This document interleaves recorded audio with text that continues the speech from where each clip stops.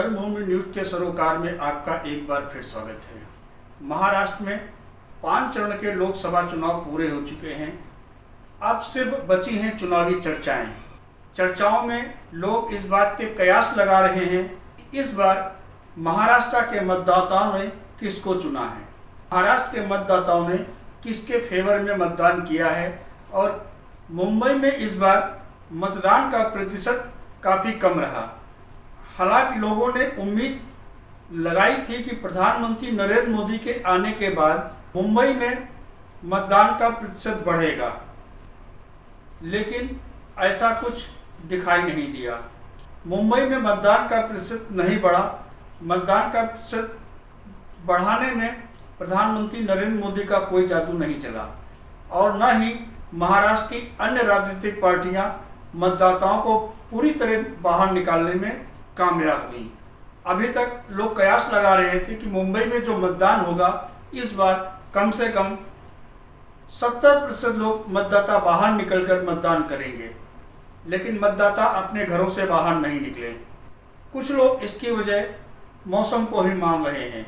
मतदान के दिन यानी 20 मई के दिन मुंबई में भयंकर गर्मी थी। इसकी वजह से बड़ी संख्या में मतदाता अपने घरों से बाहर नहीं निकले और जो लोग निकले भी घरों से बाहर निकले, कुछ लोग चुनाव आयोग की खामियों की वजह से बिना मतदान किए ही वापस लौट गए।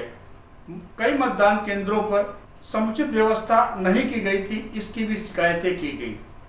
हालांकि जिन लोगों ने मतदान केंद्र पर आकर मतदान किया, उन लोगों ने किसके पक्ष में मतदान किया, इस बात को लेकर अब चर्चाएं की जा रही हैं। महाविकास अघाड़ी के नेताओं द्वारा दावा किया जा रहा है कि इस बार जो भी मतदाता बाहर निकलकर आए हैं, उन लोगों ने महाविकास अघाड़ी को यानी कि मुंबई में उद्धव ठाकरे को मतदान किया है, जबकि महायुति के नेताओं ने भी कुछ इसी तरह की दावेदारी करी है। महायुति के नेताओं का कहना है कि इस बार इंडिया विकास अघाड़ी अपने मतदाताओं को बाहर निकालने में कामयाब नहीं हो पाई। जो भी मतदाता बाहर निकले वो महायुति को समर्थन करने वाले निकले। हालांकि मतदाताओं ने किसके पक्ष में मतदान किया, यह बात कोई दावे के साथ नहीं कह सकता है, क्योंकि मतदाताओं ने इस बार चुप्पी साध रखी हुई थी। मतदाता यह बोलने के लिए तैयार नहीं था वे किसके पक्ष में है, किसे लेकर मतदान करेगा। लेकिन कार्यकर्ता, पार्टियों के कार्यकर्ता जरूर इस बात की दावेदारी करने में लगे हुए हैं कि इस बार जो मतदान हुआ है उसे लेकर दोनों पक्षों द्वारा, विरोधी पक्ष द्वारा भी दावेदारी की जा रही है और सत्ता पक्ष द्वारा दावेदारी की जा रही है। हालांकि इस बात का पता अब 4 जून को ही चलेगा, जब निर्णय आएंगे। महाराष्ट्र में चुनाव इसलिए भी महत्वपूर्ण था क्योंकि महाराष्ट्र में राजनीतिक पार्टियों में जमकर बिखराव हुआ। शिवसेना 2 भागों में बंट गई, राष्ट्रवादी कांग्रेस 2 भागों में बंट गई। महाराष्ट्र के भीतर उद्धव ठाकरे की भी प्रतिष्ठा दांव पर लगी हुई है और मुख्यमंत्री एकनाथ शिंदे की भी प्रतिष्ठा दांव पर लगी हुई है, क्योंकि माना जा रहा है कि यही लोकसभा के चुनाव दोनों दलों का राजनीतिक भविष्य तय करेंगे।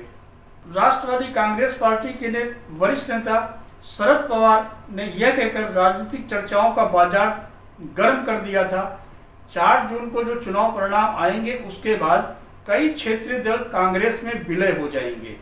शरद पवार द्वारा इस तरह का बयान दिए जाने के बाद प्रधानमंत्री नरेंद्र मोदी ने यह कहना शुरू कर दिया था कि इस बार उद्धव ठाकरे की शिवसेना और शरद पवार की राष्ट्रवादी कांग्रेस पार्टी कांग्रेस में विलय हो जाएगी। उसका कारण प्रधानमंत्री नरेंद्र मोदी ने यह बताया था कि एकनाथ शिंदे की शिवसेना असली शिवसेना है। इस बार लोकसभा चुनाव में मतदाता हर कीमत पर महायुति को समर्थन करने वाला है, महायुति के पक्ष में मतदान करेगा। हालांकि ये मतदाताओं के ऊपर निर्भर करता है कि उसने किसे मतदान किया और किसे मतदान नहीं किया। शिवाजी पार्क में जो प्रधानमंत्री नरेंद्र मोदी की रैली आयोजित की गई थी, उसमें प्रधानमंत्री नरेंद्र मोदी ने मतदाताओं से अपील की थी कि इस बार लोकसभा चुनाव विकास के मुद्दे पर चुनाव हो रहा है, उसमें मुंबई के मतदाताओं की भूमिका बड़ी ही अहम है। इसलिए मुंबई के मतदाताओं की यह जिम्मेदारी बनती है कि मुंबई का मतदाता बाहर निकले और 100% मतदान करे। लेकिन प्रधानमंत्री नरेंद्र मोदी की इस अपील का मतदाताओं पर कुछ खास असर नहीं हुआ। मतदान के बाद जो मतदान प्रतिशत निकल कर आया वह पहले की तुलना में कम दिखाई दिया। मुंबई में सिर्फ 52.14% ही मतदान हुआ। यह मतदान किसके पक्ष में हुआ, किसके पक्ष में नहीं हुआ, ये कोई दावे के साथ कोई भी पार्टी, कोई भी विश्लेषक दावे के साथ नहीं कह सकता है। हालांकि मुंबई में कुल 6 लोकसभा की सीटें हैं। 6 की 6 लोकसभा सीटों पर मुख्यमंत्री एकनाथ शिंदे और उद्धव ठाकरे की प्रतिष्ठा पूरी तरीके से दांव पर लगी हुई है, क्योंकि 2024 लोकसभा चुनाव ये पहला चुनाव है जब पार्टी में बगावत होने के बाद चुनाव हुआ है। 2 दल अलग हुए हैं, उनके कार्यकर्ताओं में बंटवारा हुआ है, नेता बंट गए हैं, कार्यकर्ता बंट गए हैं। अब इस बंटवारे का फायदा किसे मिलेगा, किसे मिल रहा है, मतदाताओं ने किसे चुना है, इस बात का पता 4 जून को ही चलेगा। ठाणे जिले में भी मुख्यमंत्री एकनाथ शिंदे की प्रतिष्ठा दांव पर लगी हुई है, क्योंकि ठाणे जिला मुख्यमंत्री एकनाथ शिंदे का गृह जनपद है।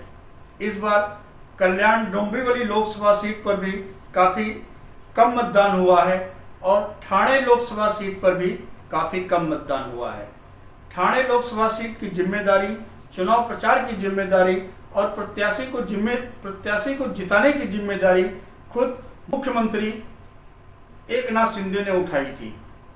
दूसरी तरफ कल्याण डोंबिवली लोकसभा सीट पर मुख्यमंत्री एकनाथ शिंदे के पुत्र डॉक्टर श्रीकांत शिंदे खुद चुनाव लड़ रहे हैं। इसलिए ये दोनों सीटें एकनाथ शिंदे के लिए प्रतिष्ठा वाली कही जा रही थी।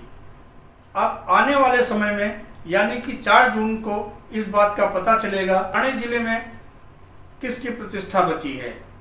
उद्धव ठाकरे अपनी प्रतिष्ठा बचाने में कामयाब हो गए हैं या एकनाथ शिंदे की प्रतिष्ठा बनी रही है। यही बात मुंबई पर लागू होती है। उद्धव ठाकरे ने पूरे दावे के साथ कहा है कि इस बार मुंबई में सभी 6 की 6 सीटें इंडिया गठबंधन जीतेगी और यही दावा महायुति की तरफ से भी किया गया है। अब देखते हैं 4 जून को निर्णय क्या आता है। मतदाता निकला है से बाहर निकलकर जिसने मतदान किया है उस मतदाता ने किस पार्टी को समर्थन किया है, किस पार्टी को समर्थन नहीं किया है। आने वाले दिनों में महाराष्ट्र की राजनीति में किसका भविष्य चमकेगा और किसका भविष्य बिखर जाएगा। तब तक हम 4 जून का इंतजार करते हैं। हम किसी नए मुद्दे के साथ फिर आपसे मिलेंगे। तब तक के लिए नमस्कार। जुड़े रहें हमारे साथ।